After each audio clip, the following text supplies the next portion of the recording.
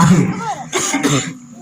ज्यावेळेस छत्रपती शिवाजी महाराजांचं राज्य नव्हतं त्यावेळेस त्या ठिकाणी मुस्लिमांचं राज्य होतं. अनेक मुस्लिमांनी त्या ठिकाणी आपल्या देशावरती आक्रमण केली होती. 900 वर्ष त्यांनी आपल्या देशावरती राज्य केलं. या ठिकाणच्या अनेक हिंदूंच्या कत्ली केल्या होत्या, अत्याचार केले होते. त्यामुळे त्या ठिकाणच्या लोकांच्या मनावरती आपल्या नशिबातच हे लिहिलेलं आहे, आपल्या आयुष्यामध्ये दुसरं चांगलं काय नाही, अशा पद्धतीचा विचार त्यांच्या मनामध्ये रुजला गेलेला होता. आणि हा विचार काढून टाकण्यासाठी त्या ठिकाणी जिजाऊंनी छत्रपती शिवाजी महाराजांना बनवलं. आपल्याला हत्तीची आणि साखळीची गोष्ट माहिती आहे. जे हत्तीचं पिल्लू लहान असतं त्यावेळेस त्या हत्तीचा जो मावत असतो त्याला त्या ठिकाणी साखळीनं बांधतो. ते पिल्लू त्या ठिकाणी जोरात सुटण्याचा प्रयत्न करतात, परंतु ते सुटू शकत नाही, कारण ते लहान असतं आणि साखळी मोठी असते. आणि बरेच दिवस प्रयत्न केल्यानंतर त्या हत्तीच्या पिल्ल्याच्या लक्षामध्ये येतं की साखळी तोडणं आपलं काम नाही, आपल्याला शक्य नाही. आणि म्हणून ते शांत बसतं आणि हळूहळू वाढत जातं, मोठं होतं. पण पुन्हा हत्ती ते त्या ठिकाणी साखळी तोडण्याचा प्रयत्न करत नाही. मोठा झालेला हत्ती मोठी मोठी झाडं उपसून फेकू शकतो, पण पायातली साखळी बघितल्यानंतर छोट्या खुंटीला बांधलेली साखळी सुद्धा तो त्या ठिकाणी उपसू शकत नाही, कारण त्याच्या मनावरती बिंबवलं गेलेलं असतं की आपल्याला साखळी तोडणं किंवा ते तिथून सुटणं शक्य नाही. याच पद्धतीचा विचार आपल्या देशातल्या नागरिकांच्या मनावरती त्यावेळेस बिंबवला गेलेला होता की आपण या ठिकाणी लढू शकत नाही, हे पराक्रमीचे दुसरे परकीय शासक आहेत, आपण पराक्रम गाजू शकत नाही, अशा पद्धतीचा विचार त्या ठिकाणी बिंबवला गेलेला होता. परंतु छत्रपती शिवाजी महाराजांच्या माध्यमातून जिजाऊंनी आपल्या समोर एक प्रचंड शक्तिशाली आदर्श निर्माण करून दिला. एक छोटीशी गोष्ट या ठिकाणी सांगतो की विचारांचा किती परिणाम होत असतो, संस्काराचा किती परिणाम होत असतो आणि मनावरती बिंबवलेल्या गोष्टीचा किती परिणाम होत असतो. एक गोष्ट या ठिकाणी सांगतो. एक जंगल होता, त्या जंगलामध्ये अनेक प्राणी होते, त्याच्यामध्ये वाघही होता. त्या वाघाला त्या ठिकाणी काही पिल्लं होती. त्या जंगलाच्या बाजूला त्या ठिकाणी मेंढरं राखणारी काही लोक त्या ठिकाणी राहत होती. हे गाव होतं, त्या गावामध्ये सगळे लोक मेंढरं राखणारे आणि मेंढीपालाचा व्यवसाय करणारे लोक त्या ठिकाणी राहत होती. एक दिवस हा जंगलातल्या वाघाचा एक पिल्लू त्या ठिकाणी चालत फिरत आला आणि त्या गावामध्ये आलं.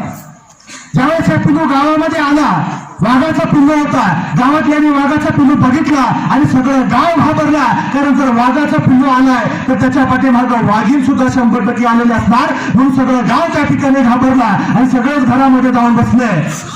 परंतु त्या ठिकाणी वाघीण आलेले नव्हते, फक्त वाघाचं पिल्लू त्या ठिकाणी आलं होतं. ज्यावेळेस बराच वेळ गेल्यानंतर लोकांच्या लक्षामध्ये आलं की फक्त वाघाचा पिल्लू आलेला आहे, चुकून आलेला आहे, वाघीण आलेले नाही.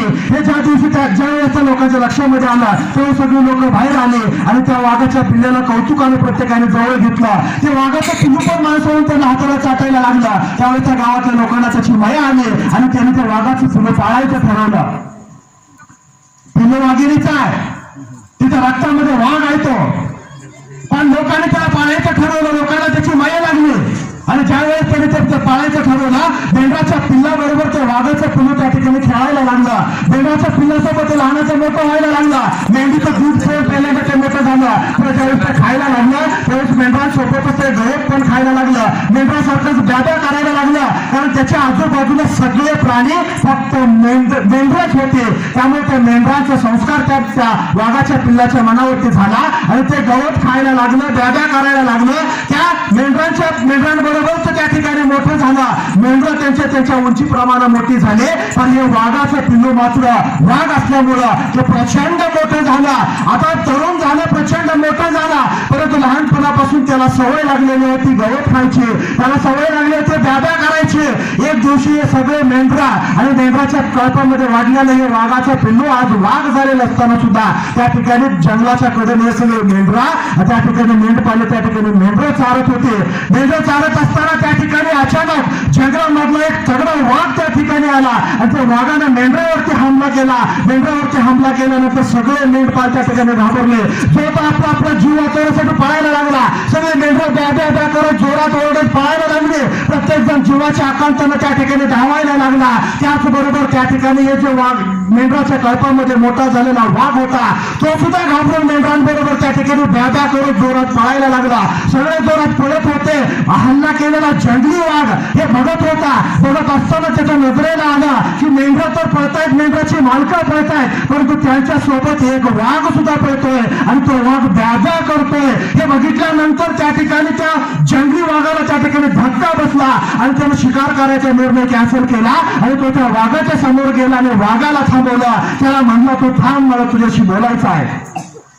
जंगली वाघाला बघितल्यानंतर गावामध्ये लहानाचा मोठा मेंढरामध्ये लहानाचा मोठा झालेल्या वाघाचा हा वाघ त्या ठिकाणी घाबरला आणि तो थांबायला तयार नाही झाला. तो तसंच पुढे पळायला लागला. ते त्याला विनंती करायला लागला जंगली वाघाला की मला मारू नका, मला मारू नका, मला जाऊ द्या. दादा करायला लागला, पुढे पळायचा प्रयत्न करायला लागला.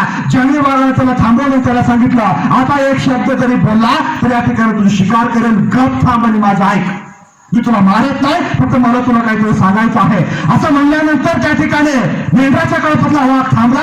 जंगली वाघानं त्या मेंढरातल्या कळपाच्या वाघाला सांगितलं माझ्यासोबत चल.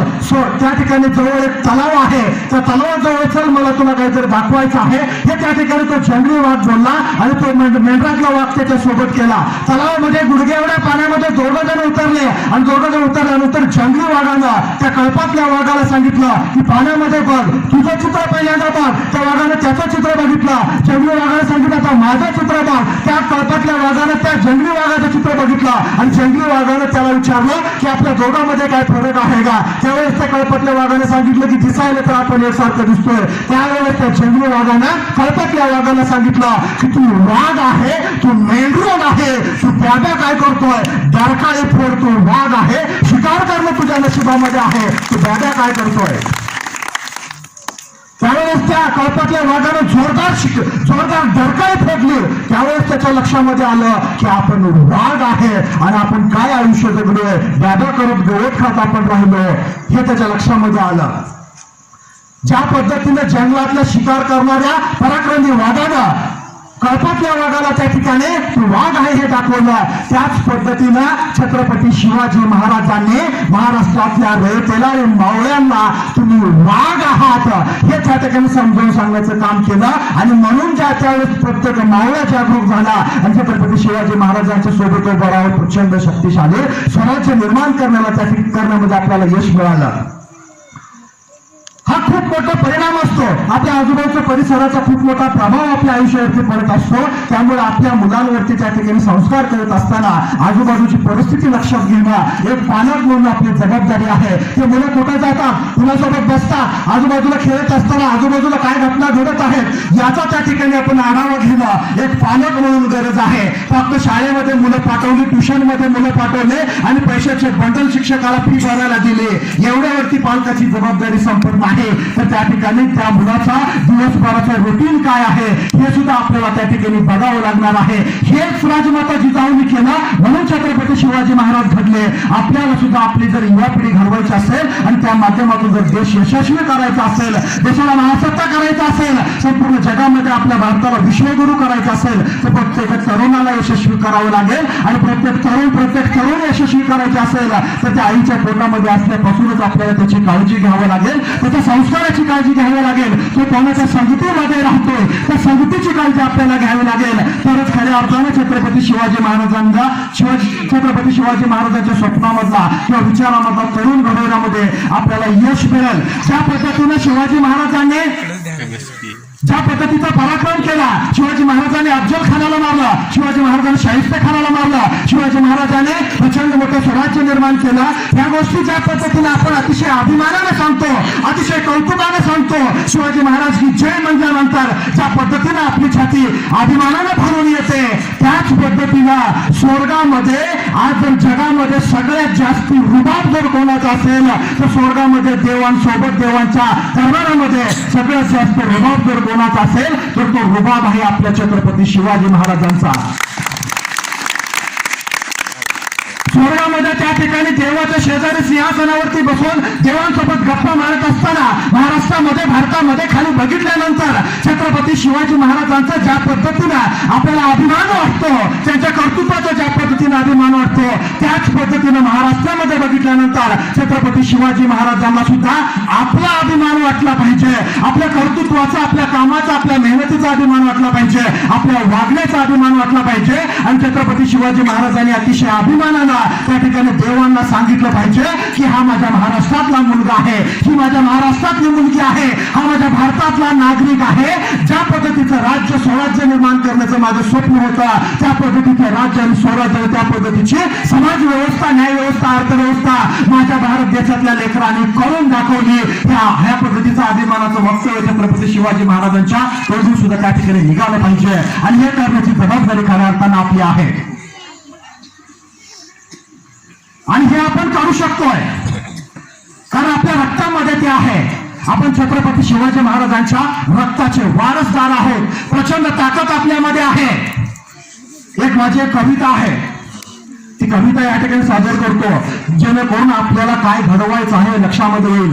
छत्रपती शिवाजी महाराजांमध्ये त्यांच्या मावळ्यामध्ये काय होता हे कवितेच्या माध्यमातून तुमच्या लक्षामध्ये येईल आणि आपल्याला आपल्यामध्ये काय घडवायचं आहे हे कवितेच्या माध्यमातून लक्षामध्ये येईल. मराठी कविता आहे, कवितेचं नाव आहे भारत मातेचं धडाकेबाज पोर. पोर म्हणजे पोरग, ग्रामीण भाषेतला शब्द आहे. पोर म्हणजे पोरग आणि पोर म्हणजे पोरगी. पोर म्हणजे पोरगी, पोर म्हणजे पोरगा. कवितेचं नाव आहे भारत मातेचं धडाकेबाज पोर. मुलींनी पोर हा शब्द वापरायचा आहे महिलांनी, आणि पुरुषांनी पोर हा शब्द त्या ठिकाणी घ्यायचा आहे. ही कविता मुलांसाठी आहे, मुलींसाठी आहे, सगळ्यांसाठी आहे. या कवितेमधलं एक पहिलं वाक्य सांगतो आणि थोडं त्या ठिकाणी एक्सप्लेन करतो. पहिलं वाक्य आहे की विकसित महासत्तेचं स्वप्न बघणारं भारत मातेचं धडाकेबाज पोर मी आहे. मी म्हणजे मी नाही, मी म्हणजे आपण सगळे आहोत. हे या कवितेतून मला सांगायचं आहे. शिवाजी महाराजांच्या रक्तामध्ये आणि छत्रपती शिवाजी महाराजांच्या मावळ्याच्या रक्तामध्ये ज्या पद्धतीची आग होती त्या पद्धतीची आग आपल्या सुद्धा रक्तामध्ये आहे, कारण आपण त्या संस्कारामध्ये जन्मलेलो आहोत. हे या कवितेच्या माध्यमातून मी आपल्याला या ठिकाणी सांगतो आहे. कवितेचं नाव आहे भारत मातेचं धडाकेबाज पोर. विकसित महासत्तेचं स्वप्न बघणारं भारत मातेचं धडाकेबाज पोर मी आहे.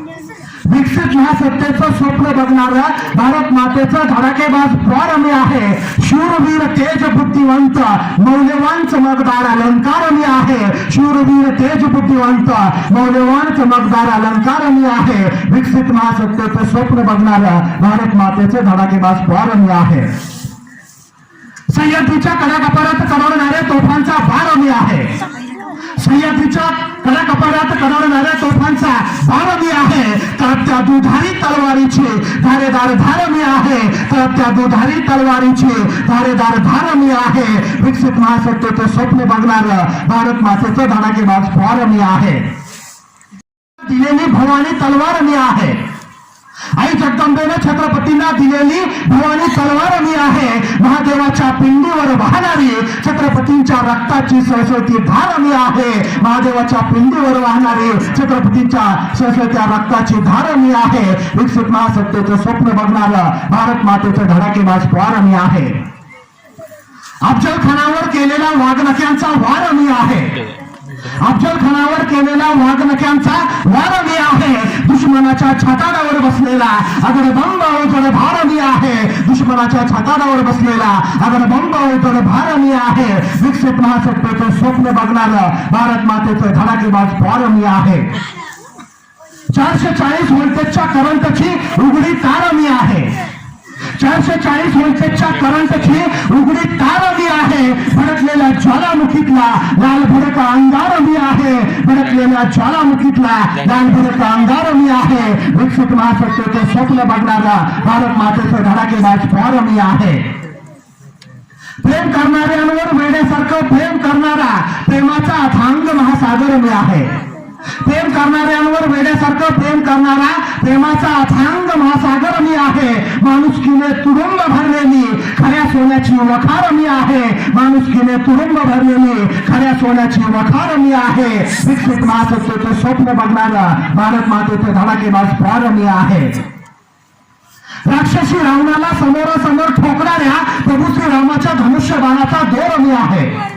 राक्षसी रावणाला समोरासमोर ठोकणाऱ्या प्रभू श्रीरामाच्या धनुष्य बाणाचा दोर मी आहे. शंभू महादेवाच्या तिसऱ्या डोळ्यातल्या आगीचा अकांड तांडव कहेर मी आहे. शंभू महादेवाच्या तिसऱ्या डोळ्यातल्या आगीचा अकांड तांडव कहेर मी आहे. विकसित महासत्तेचं स्वप्न बघणार भारत मातेचं धडाकेबाज फार मी आहे. छत्रपती शिवाजी महाराजांवरती प्रेम करणारा छत्रपती शिवाजी महाराजांवरती प्रेम करणाऱ्या 96 कोळी खानदानी मराठ्याचं पोर मी आहे. छत्रपती शिवाजी महाराजांवरती प्रेम करणारा 96 कोळी खानदानी मर्द मराठ्याचं पोर मी आहे. कर्तृत्वाच्या समुद्रावर उसळलेली सुनामीची महाकाय लहर मी आहे. कर्तृत्वाच्या समुद्रावर उसळलेली सुनामीची महाकाय लहर मी आहे. विकसित महासत्तेचं स्वप्न बघणाऱ्या भारत मातेचं धडाकेबाज फार मी आहे. आणि शेवटचं कडवं छत्रपती संभाजी महाराजांसाठी आहे.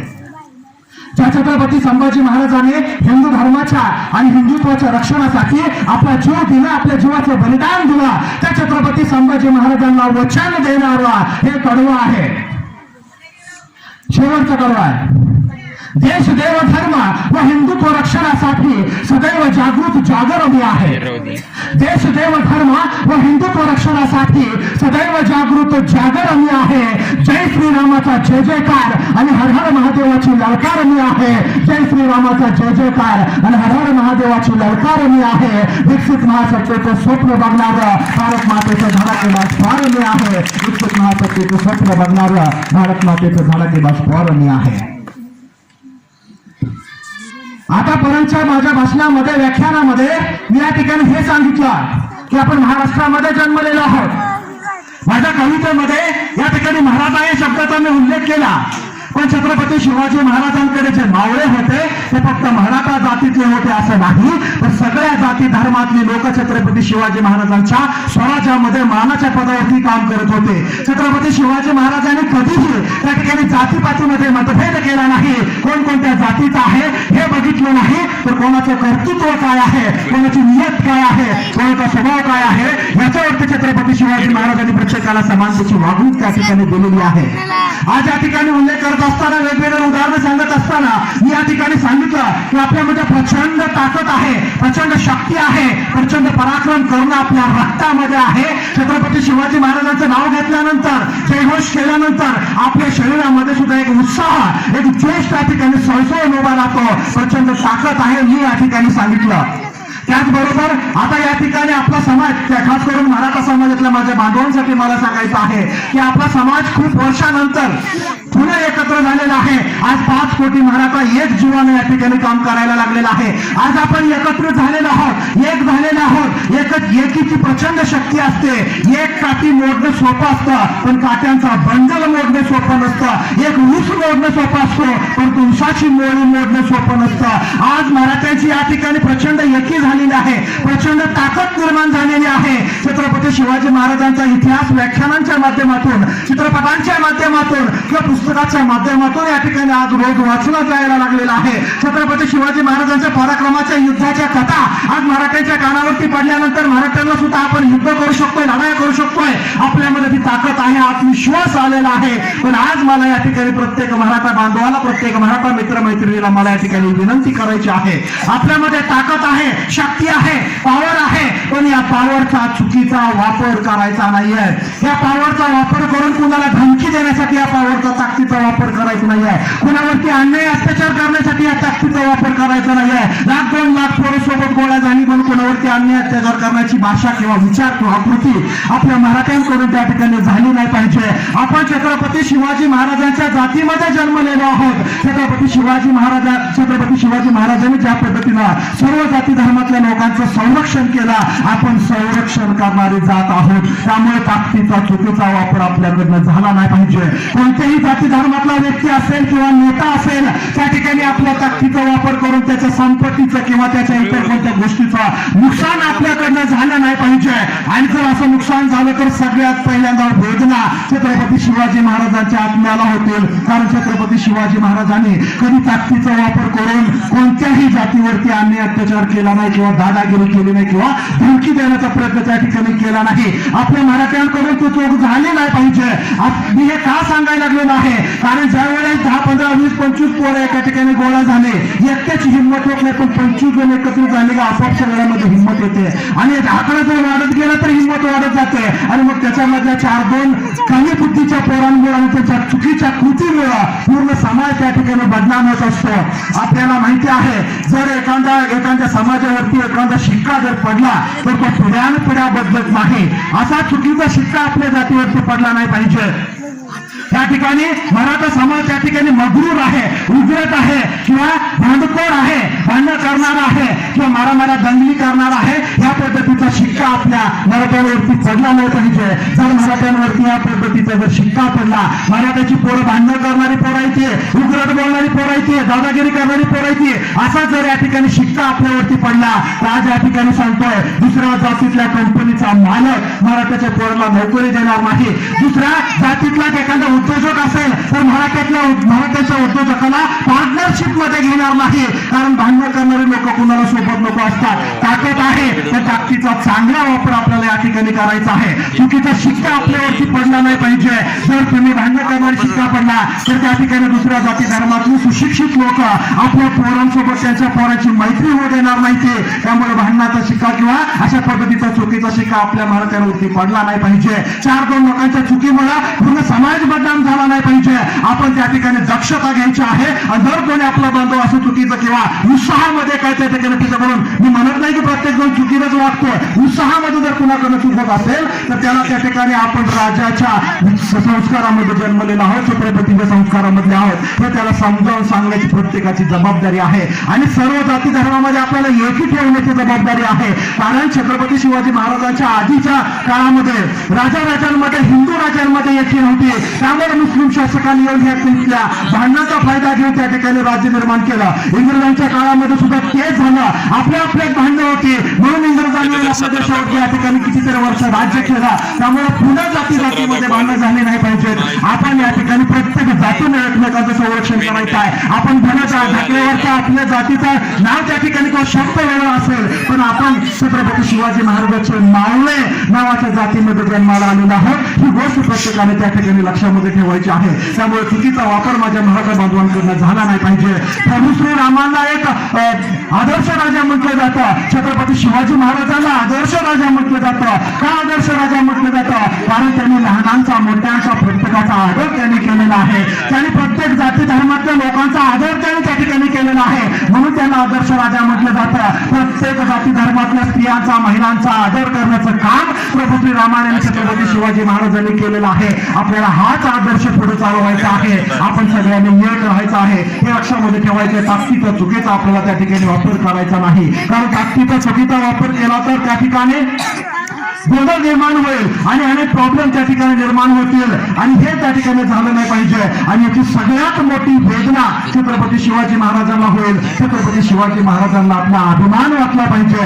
या पद्धतीचं वर्तन आपल्या सगळ्यांनी ठेवणे त्या ठिकाणी खरं गरज आहे. सर्व जाती धर्मातल्या लोकांनी सुद्धा हाच आदर्श घेणं गरजेचं आहे. जाती आणि धर्म हा शब्दच खरं तर आपल्या डोळ्यासमोर आज 21व्या शतकामध्ये आला नाही पाहिजे. आणि हा विचार आपल्याला या ठिकाणी आज घेऊन जायचा आहे. त्याचबरोबर आपल्याला छत्रपती शिवाजी महाराजांकडून अनेक गोष्टी शिकता येतात, शिकून घेता येतात. अनेक गोष्टी आहेत सांगण्यासारख्या पण वेळेची मर्यादा असल्यामुळे या ठिकाणी मला सगळ्या गोष्टी सांगता येणार नाहीत. परंतु छत्रपती शिवाजी महाराजांकडून आपल्याला आणखी एक गोष्ट शिकता येते.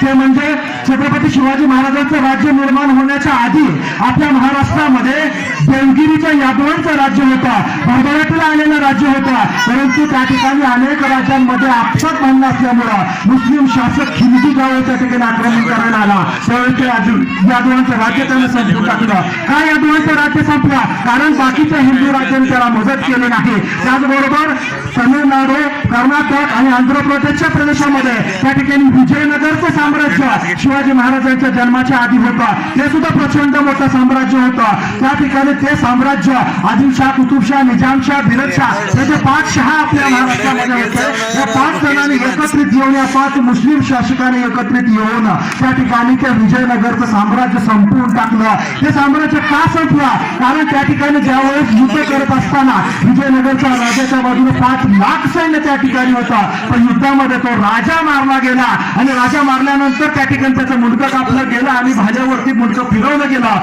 त्यावेळेस त्या विजयनगर साम्राज्याचं सगळं सैन्य पळून गेलं.